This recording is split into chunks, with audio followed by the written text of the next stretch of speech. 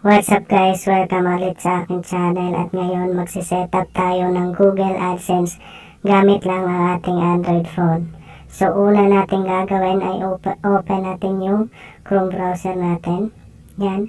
So guys, hindi pwede yung mga hindi updated na browser gaya ng Opera Mini, hindi yan pwede. So ang advice ko sa inyo ay itong Chrome browser ang gamitin nyo. So pagkatapos yung i-open, punta tayo sa YouTube. So yan, pagkatapos mag-load ng YouTube, click mo tong nasa upper right corner ng screen mo, yung tatlong dot. And then i-check mo itong desktop site. So chinek natin yan para yung display ng YouTube, display or interface ng YouTube ay pang desktop or pang computer kahit nasa Android phone lang tayo. So i-zoom lang natin yan. And then, pagkatapos, click mo itong avatar na nasa upper right corner mo. So, click natin. And then, click mo yung YouTube Studio Beta.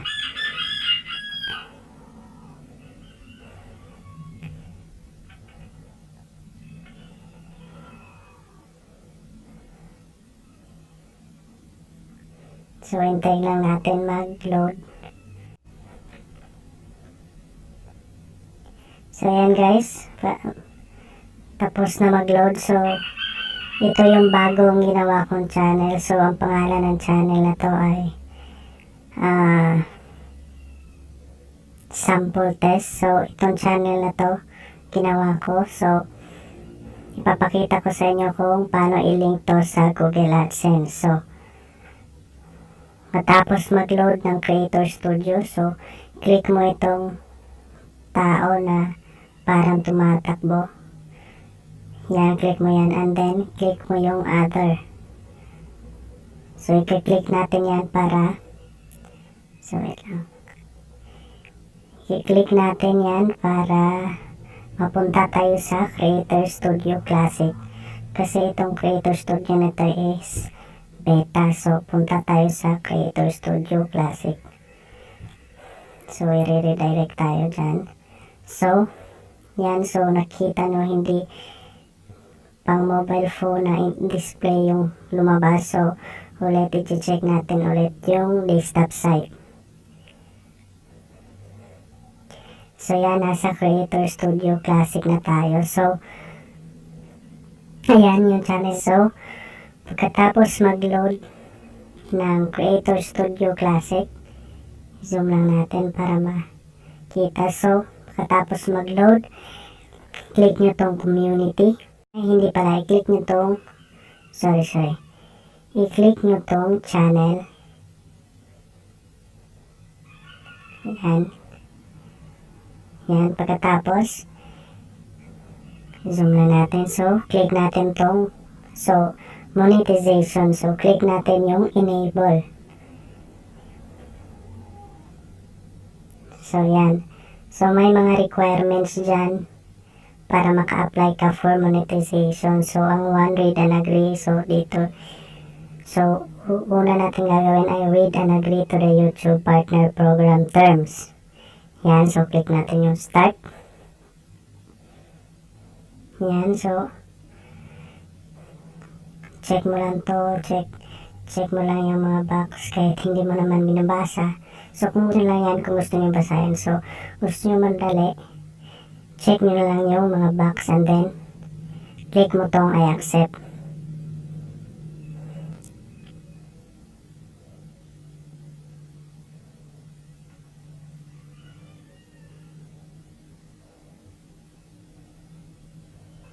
So, yan. Tapos na tayo sa step 1 na para maka-apply for monetization. So, ang step 2 naman ay sign up for AdSense. So, ito.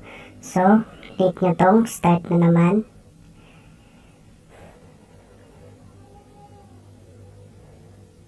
And then, click mo tong next. So, mariredirect ka dito doon sa AdSense. Sa Google AdSense.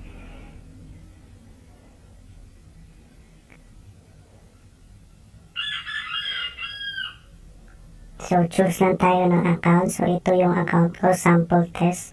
So, ito yung YouTube channel ko na bago kong ginawa. So, click natin yan.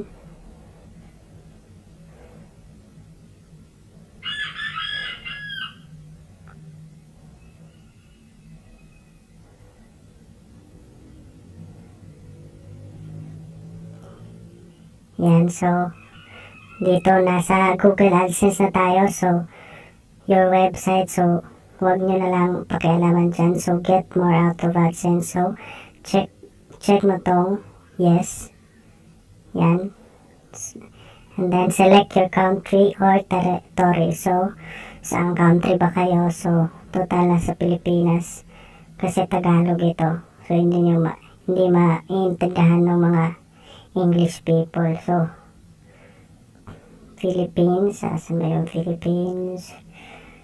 Yan. Philippines. And then, please review and accept our terms and conditions. So, yes mo lang yung yes, and I have read and accept the agreement. So, choice mo lang din yan kung gusto mo basahin o hindi. So, tapos i-check yung box, create account. Click mo tong create account. Yan.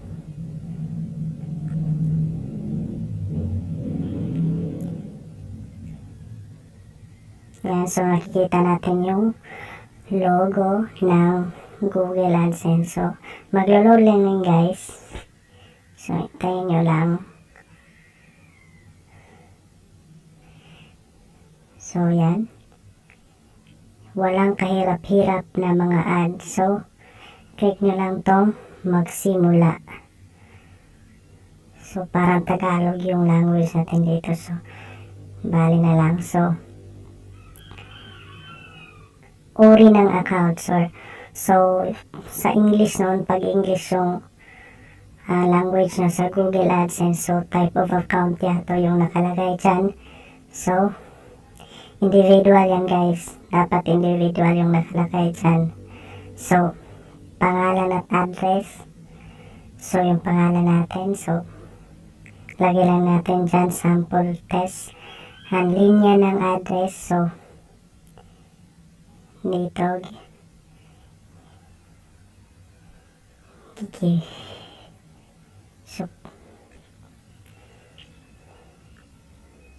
and then, yung lungsod, importante din tong lungsod.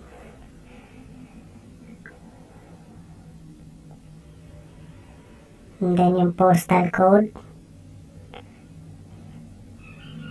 Lalawigan o province.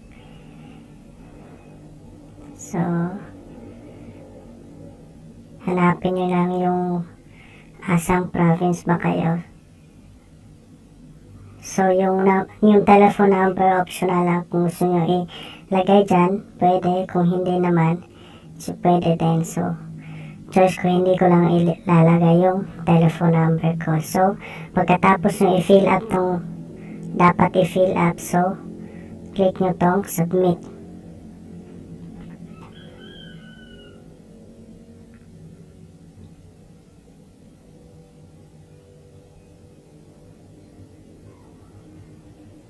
So, nakalagay dito, nire-redirect ka sa iyong host. So, hindi ko alam kung anong sa English yan.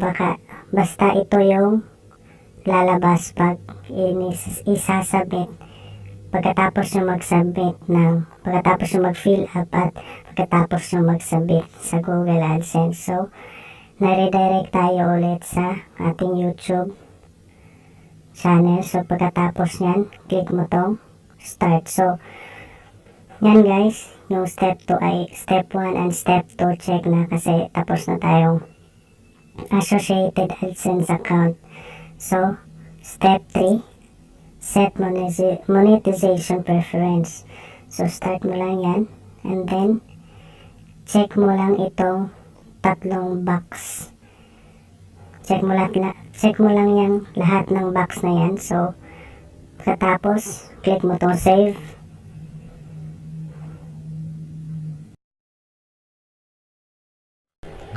So guys, yung step 4 ay get reviewed after reaching 4,000 watch hours.